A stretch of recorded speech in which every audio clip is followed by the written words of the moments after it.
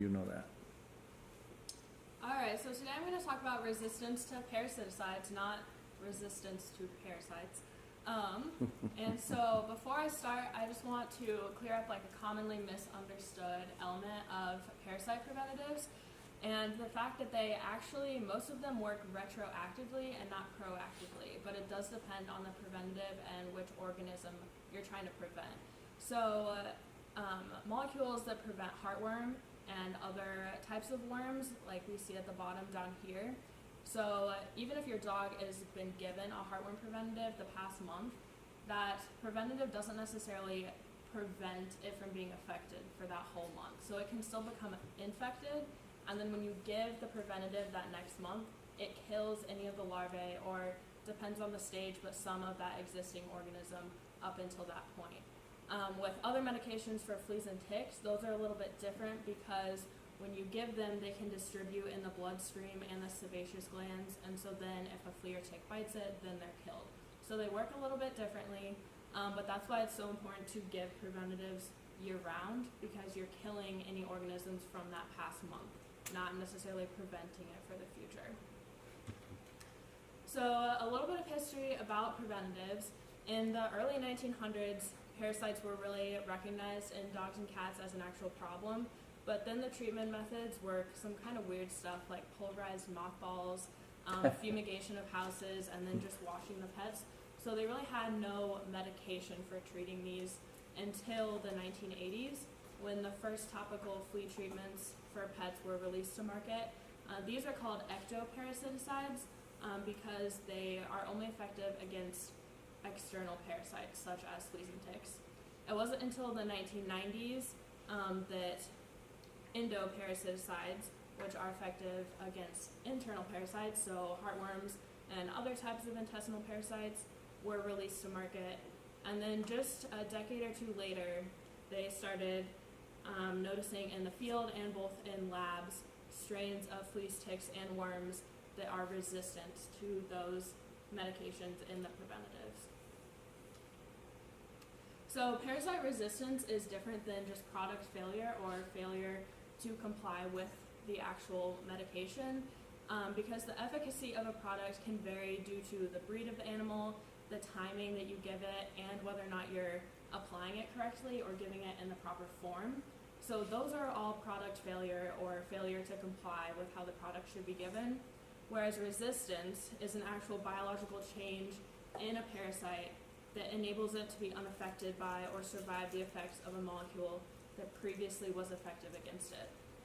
So some of those can include things like a mutation in the receptor that the molecule affected, or the parasite has a new ability to break down that molecule or get rid of it. But it's important to note, if you think back to your genetic class, that these mutations are not just in individuals. It's a population problem. So individuals, they're born resistant or susceptible, and they don't develop any resistance across their individual lifetime. So you can kind of see here, like these two worms were just born resistant, and then as they reproduce, the population of resistant worms increases, but none of these are actually changing themselves. So I'm going to give a little bit of a brief overview of current products and the scope of resistance to them. So this is a chart of the different classes of common flea and tick medications. So the first ones were pyrethrins and pyrethroids, which were put to use in the 1900s. These are common today in sprays, dips, and as like a companion ingredient. They're parasite-specific sodium channel antagonists, which is pretty much what all these are. They either bind to a receptor and activate it or prevent it from being activated, but ultimately they paralyze the pest.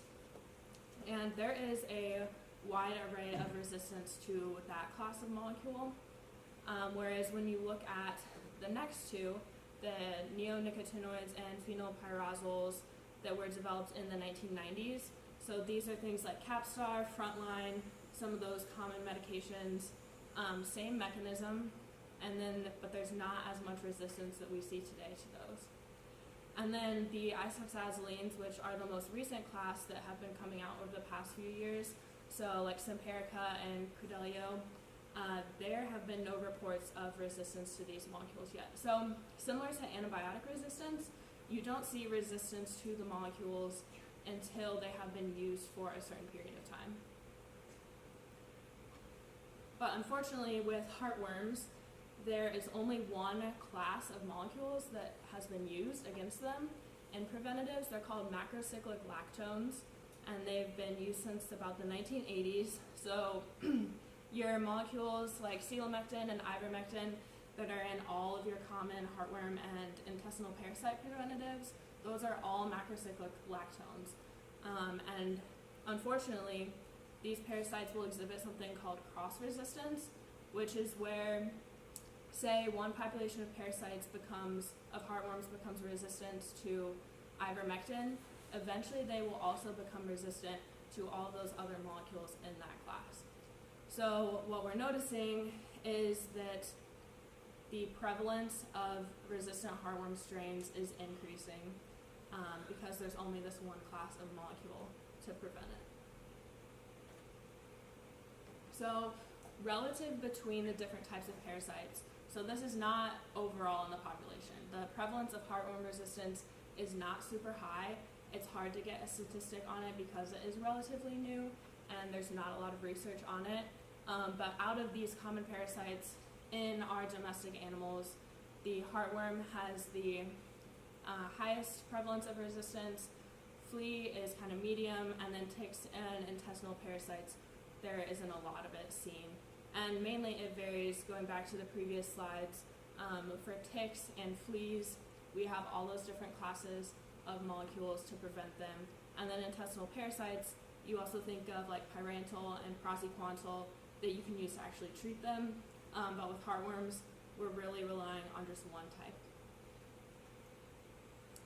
And so in the future, in order to make sure that we have effective parasiticides, because obviously you want your dog and your cat to be protected against heartworms and fleas and ticks, the new regulatory guidelines, they require new drugs to be tested against resistant strains of these parasites. So they will actually test a new heartworm medication against non-resistant heartworm strains and resistant strains to make sure, because it has to be 100% effective. If it's 99% effective, it will not be approved. And then there needs to be a lot more research on these different molecules. There aren't a lot of tests to even determine if you have a dog that comes into the clinic, say it's been on heartworm preventative its whole life, but it has heartworms. There's really no good test to determine if the worms that it has are resistant to that molecule. And so that's really necessary. And developing a new class of molecule that can be effective, we see that's pretty good for fleas and ticks, but we lack that for heartworms. So for your own dog or cat, this might seem a little bit scary, but just to reiterate, it's not highly prevalent right now, but going back to antibiotic resistance, that was not prevalent, and now it's a huge problem. So we kind of have an advantage in understanding that already, so we have a head start on this to try and prevent it from being as big of a problem. Since cases are rare, preventatives are still the most effective method of keeping parasites at bay. There should not be a reason to not give your dog or cat a preventative, especially because there's no scientific evidence that giving them a preventative will cause that resistance to develop. Again, it's a population problem. It's not you give your dog a preventative and it causes one resistant parasite to develop. But if you're really worried about it, those products that contain a molecule from a newer class, those are less likely to have parasites already resistant to it, just because it's been out for less time, and so there's been less of a resistance developed. Any questions? Okay, questions on this topic? I mean, it's a very timely topic, my gosh. So it's parasites that are becoming resistant to the chemicals over time. So you made a good analogy about the antibiotics. It wasn't a problem years ago. Now you've got all these places where they have. trouble with bugs, super bugs they call them, because nothing really will affect them. And that gets to the point, hospitals are dangerous places because they've used all these chemicals to try to kill things. And so then if you're a living bug, you've got muscles already, right? Because you can withstand all the chemicals they treat. So what got you interested in this topic? I'm just curious. The development of parasiticides by animal health companies is a pretty big marketing area. Okay. It brings in a lot of money. So Brings in a lot of money, it's a and then huge there's space for jobs them for right that, research. Yeah. So yeah, very interesting, because when you're treating these animals, you were hoping that you're killing them. So you're saying like the parasites are, I think you was born, or are when they, I don't know, they develop, they're resistant at that moment, right? It's not like they were faced with chemicals and then they kind of morphed into something else, right? That's not how they work, and that was the diagram. Yeah, something to think about if you have some animal on preventative and it comes down with disease X, that's one of the options, is that the parasites are resistant, which is very interesting.